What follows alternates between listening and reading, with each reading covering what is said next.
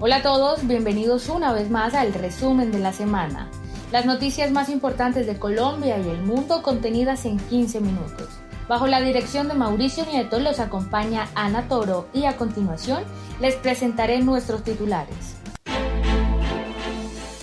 2 candidatos presidenciales de Ecuador piden recuento de votos de primera vuelta. Avanza el juicio político de Donald Trump en su cuarto día de impeachment. Perú inicia la vacunación contra el COVID-19. El Amazonas, el reto que tienen los gobiernos para comenzar las jornadas de inmunizaciones. Cuba alerta a Colombia sobre posible atentado de la guerrilla del ELN. Las sanciones de los Estados Unidos vuelven a golpear a Huawei. El exbanquero de derecha Guillermo Lasso y el líder indígena de izquierda Yacu Pérez, quienes se disputan el segundo cupo para el balotaje presidencial de Ecuador, acordaron el viernes ante el Consejo Nacional Electoral solicitar un recuento de votos para descartar un supuesto fraude en la primera vuelta. La propuesta es que se suspenda este proceso electoral hasta que se dé un recuento en las 24 provincias del país, expresó Pérez durante un encuentro con Lasso en la sede del Consejo Nacional Electoral en Quito, encabezado por el titular del organismo, Diana Atamaint. En la reunión también asistieron otros miembros del CNE y observadores internacionales, entre ellos los de la OEA. Desde Quito, Patricia Baelo, corresponsal de la Deutsche Welle, informa. El favorito en los sondeos se llama Andrés Arauz.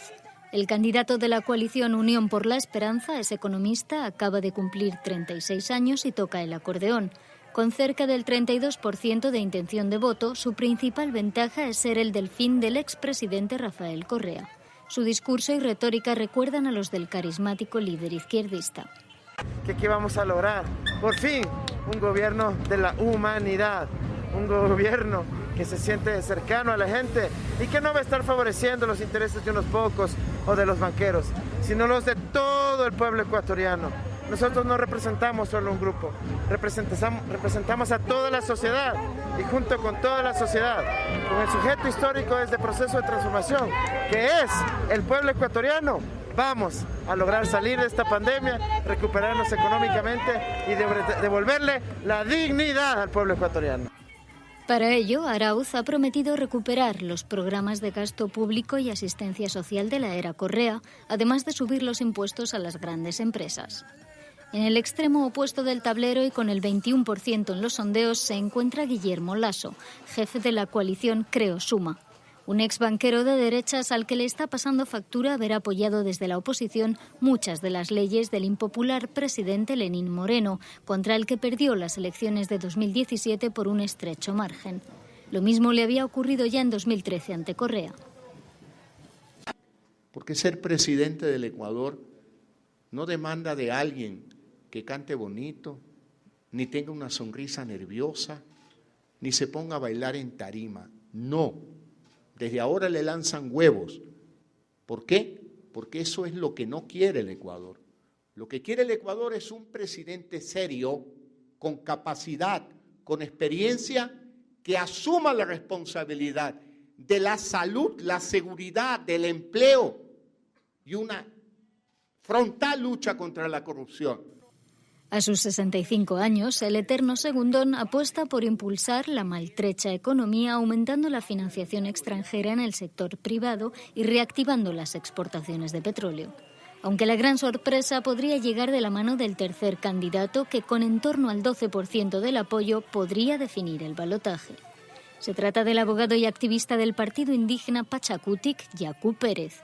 Alineado con la izquierda opuesta al correísmo, al que le reprocha falta de conciencia ecológica y social, ha sabido hacerse un hueco propio entre el electorado, apelando a la defensa de la naturaleza y de los más pobres y criticando la lacra de la corrupción. Es posible que Arauz no logre la mayoría necesaria para proclamarse presidente este domingo. En tal caso, las elecciones, marcadas por la polarización y por las restricciones debido a la pandemia, se prolongarían con una segunda vuelta el 11 de abril. A más tardar entonces se sabrá si el correísmo regresa o no a Ecuador. En el cuarto día del juicio político al expresidente Donald Trump, corresponde a su defensa presentar argumentos, y el presidente Joe Biden anuncia la adquisición de 300 millones de vacunas para la población estadounidense. Reporta Sofía Pacini, de La Voz de América, desde Washington. Continúa por cuarto día consecutivo el juicio político al expresidente Donald Trump, en el que corresponde ahora al equipo legal del exmandatario presentar su defensa ante el Senado. Aún falta por decidir si los senadores pedirán más información o testigos para después decidir en una votación si condenar o no a Trump, y de no encontrarlo culpable, si se llevará a cabo una segunda votación para inhabilitarlo a futuros cargos públicos. Durante la tercera jornada del proceso, los legisladores demócratas que hacen de fiscales en el juicio político al expresidente buscaron demostrar el jueves que si es absuelto, podría volver a causar violencia en el futuro. Los también denominados gestores hicieron hincapié en la falta de arrepentimiento por parte del exmandatario con la evidencia de un video divulgado en el que no condena la violencia a pocas horas de ocurrir los sucesos en el Capitolio el pasado 6 de enero. En otras informaciones, el presidente Joe Biden anunció el jueves que Estados Unidos tendrá suficientes vacunas contra el coronavirus para 300 millones de estadounidenses para finales del mes de julio. Subrayó que cree que su administración ha logrado un progreso significativo, tomando en cuenta que no había un plan de vacunación implementado bajo la administración de Trump. El presidente también dijo que el país está camino de lograr su objetivo de aplicar 100 millones de dosis de vacunas a la población estadounidense en sus primeros 100 días de gobierno. Desde Washington, Sofía Pisani, Voz de América.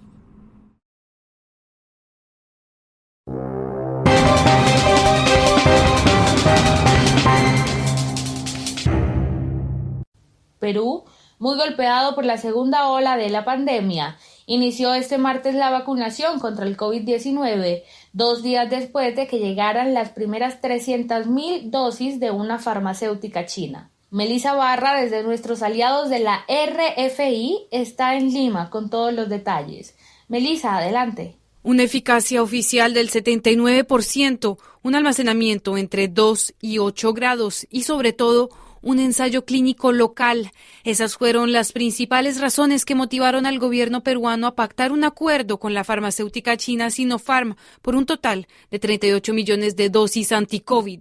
Ciertamente hay escepticismo, pero claro, como decimos un poco en broma, un poco en serio, la gente dice que desconfía de la vacuna china mientras ponen el Twitter desde su iPhone Made in China, ¿no? Es más de prejuicios que realmente que hay alguna información en contra de la vacuna. Ha sido probada en varios países y hay más de 70,000 personas que han sido vacunadas o han sido en las cuales se ha experimentado con esta vacuna, y creo que hace de esta vacuna una de las que tiene mayor número de voluntarios en ensayos clínicos en el mundo. El doctor Germán Málaga, investigador principal de la Universidad Cayetano Heredia en Lima, supervisó los ensayos clínicos de esta vacuna con 12,000 voluntarios peruanos. Bueno, en realidad es un ensayo clínico que todavía está en curso. Estamos ya cerrando los números de casos para hacer los análisis de eficacia, pero esta es una vacunación de emergencia, pero los resultados del estudio peruano todavía no están disponibles.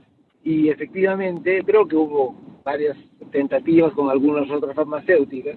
El punto, la debilidad del Perú para hacer ensayos clínicos es que muchas de estas farmacéuticas exigían como contraprestación que el gobierno o el Estado peruano tuviera la capacidad de producir vacunas, lo cual no era posible. Y segundo, porque hubo una serie de problemas políticos que impidieron una mejor negociación con otras farmacéuticas. En noviembre, cuando todos los países intentaban firmar acuerdos con laboratorios del mundo, Perú atravesaba una grave crisis política. Últimamente se criticó al gobierno por su retraso en comparación con vecinos como Chile o Bolivia. El principal desafío, creo que como para todos, es que tenemos elecciones en abril, que sería ideal que por lo menos los miembros de mesa estuvieran vacunados, que si no logramos una vacunación eficiente, vamos a tener una tercera ola de contagios y de casos y de muertes también. Sinopharm no será la única en proveer vacunas a Perú. Se han pactado 20 millones de dosis con Pfizer y 14 con AstraZeneca, sin contar con las que recibirá mediante el mecanismo COVAX. La segunda ola de la pandemia ha provocado un colapso sanitario en el Amazonas brasileño. La tasa de mortalidad duplica a la media del país. Vacunar es todo un reto por la geografía, las altas temperaturas y sobre todo el escepticismo de la gente. La información completa la tiene Emil Vinagre de la Deutsche Welle. La campaña de vacunación en la región del Amazonas brasileño supone una auténtica odisea para el personal sanitario. Llegar hasta las remotas comunidades indígenas requiere horas de navegación por complejas redes fluviales. En ocasiones, para administrar apenas un puñado de dosis. Pero se trata de un esfuerzo necesario. A la explosión en los contagios se suma la falta de instalaciones sanitarias adecuadas para tratar a pacientes con coronavirus. Por ello, las vacunas son fundamentales para contener la epidemia. Pero no solo la logística dificulta la campaña de vacunación. Mucha gente mayor no quería ponerse la vacuna por culpa de las noticias falsas. Tenía miedo a morir o a enfermar. Tuve que explicarles que las vacunas no son peligrosas para las personas.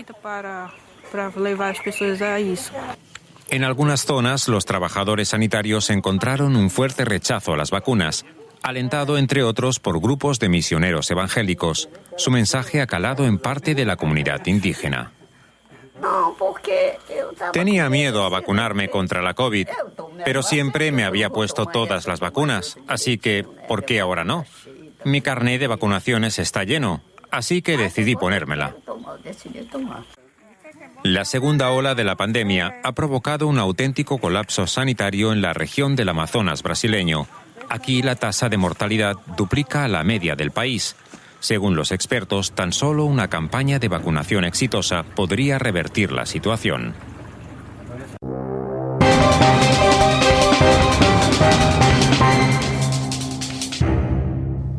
El embajador de Cuba en Colombia, José Luis Ponce, entregó un memorando al gobierno colombiano para alertar sobre un supuesto ataque terrorista del Ejército de Liberación Nacional, ELN. Ha trascendido que el gobierno cubano informó a la delegación de paz del ELN que permanece desde hace 2 años en La Habana. Esta delegación expresó total desconocimiento y reiteró garantías de que no tiene ninguna vinculación con las decisiones militares. Expertos aseguran que esta es la prueba reina de la división evidente en las filas de esta guerrilla. Cabe recordar que el Frente de Oriental de Guerra del ELN es el mismo que participó hace 2 años en el atentado a la Escuela General Santander, en donde murieron 22 cadetes de la Policía Nacional. Además, a este frente se le responsabiliza del asesinato de varios líderes y lideresas sociales. Tiene señalamientos de reclutamiento de menores y de creación de milicias en varios lugares del país. Cuba mantiene representantes del ELN en su territorio pese a que Colombia solicitó extraditarlos tras el ataque terrorista mencionado. Además, se han expedido circulares rojas del Interpol en contra de algunos de los integrantes del ELN presentes en la isla como Pablo Beltrán, Nicolás Bautista y Aureliano Carbonell. A la tensión diplomática que data de meses atrás entre Colombia y Cuba, se le suman informaciones reveladas recientemente sobre supuestas intenciones de Cuba para interferir en las elecciones presidenciales de Colombia que tendrán lugar en el año 2022. Huawei, el gigante chino, pierde posiciones en el mercado de celulares porque ninguna empresa estadounidense puede suministrarle componentes. Biden no da muestras de querer flexibilizar las medidas que vienen en la era Trump. El periodista de la DW, Manuel Utakets, informa. Huawei es el buque insignia de las tecnologías chinas, pero su meteórico ascenso se vio frenado por las sanciones de Washington que prohíben a empresas estadounidenses suministrarle componentes. En solo un año la compañía ha perdido cuota de mercado, pasando del 3er al 5º puesto entre los mayores productores de celulares inteligentes del mundo. El fundador y presidente de la empresa, Ren Zhenghe, espera revertir esa tendencia a la baja.